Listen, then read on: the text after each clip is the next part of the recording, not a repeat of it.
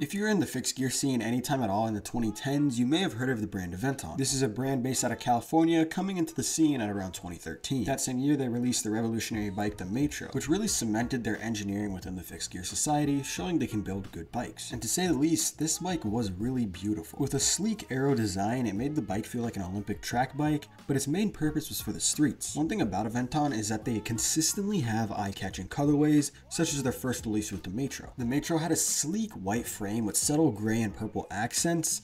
Not too much, not too little. Their colorways felt very elegant, especially relative to fixed gears at the time. Not only were their bikes awesome to ride, they were awesome to look at. And a common joke within the fixed gear community is to buy a frame, mount it on your wall, and to use it as a talking piece. But these bikes, you could really do that with. Most of their fixed gear models also came with Aventon signature push wheels, which nowadays go for $300 plus secondhand. And to say the least, these were really nice, especially for aluminum wheels. The tires out of the box weren't the craziest, but you could definitely feel the stiffness of the build and the direct power transfer, which really gave back. Now, you can see I'm working on one of their bikes actually in this video. It's the Aventon Cordoba. This bike was released in 2014, and for the price, it was really light. This bike was way more popular than their first release, and really cemented their name into the world of fixed gear riding. For a $600 bicycle build, this thing not only looked nice, but it feels so nice out of the box. A one-piece aluminum frame paired with a carbon threaded fork, their signature push wheel sets, and a 48/16 gear ratio. This thing moves. Off of their stock build, I personally hit 35 miles an hour, which for a 48/16 gear ratio is pretty quick. And for you crumpets and tea people out there, that's around 56 kilometers an hour, which is around what most track bikes actually hit inside of a velodrome, which is pretty cool. Their motive to keep pushing the fixed gear boundaries, not only in the competition world, but for the consumer, really gave back to them as a brand. They ended up winning the Red Hook Crit in Barcelona, Spain in 2015, which further cemented their name international. And from there, they had a really promising career as a fixed gear producer. I mean, what would stop them? They eventually started to hold to a name of an e-bike brand, eventually fading out all their fixed gear production by 2019, which is kind of crazy. I've got to give it to Aventon. Going from the most raw form of cycling to the side that many don't even consider a real way of biking is insanely hard. And not only did they do just well, they tend to dominate the industry within the e-bike production space. Consistently one of the top, if not the top pick for many coming into the e-bike world, shows how good they pivoted. One major factor I would say that contributed to their success was COVID.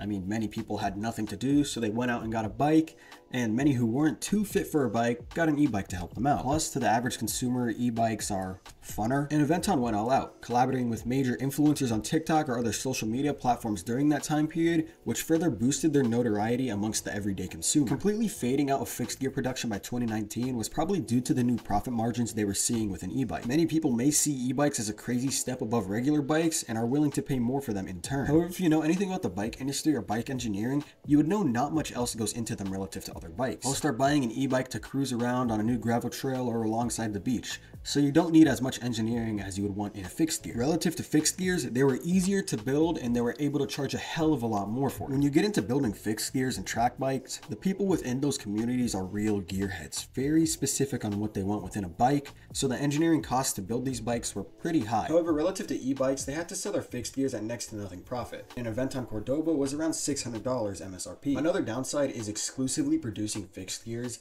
and how small the target audience actually is. E-bikes are for the everyday individual. They are easy to use and very comfortable. Fixed gears are the complete opposite. These bikes are made to have hundreds of watts pushed through them and are abused more than any. And if you messed up, these hardcore cyclists would be on your ass about it. Imagine everything you do being constantly critiqued by someone who thinks they know it all.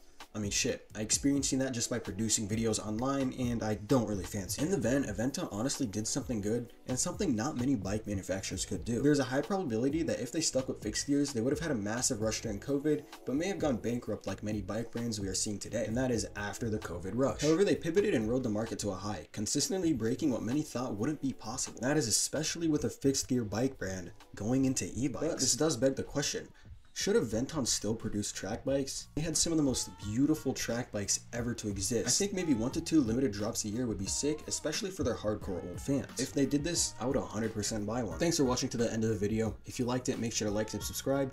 I do post YouTube shorts daily, so you could follow for that content. And have a great rest of your day.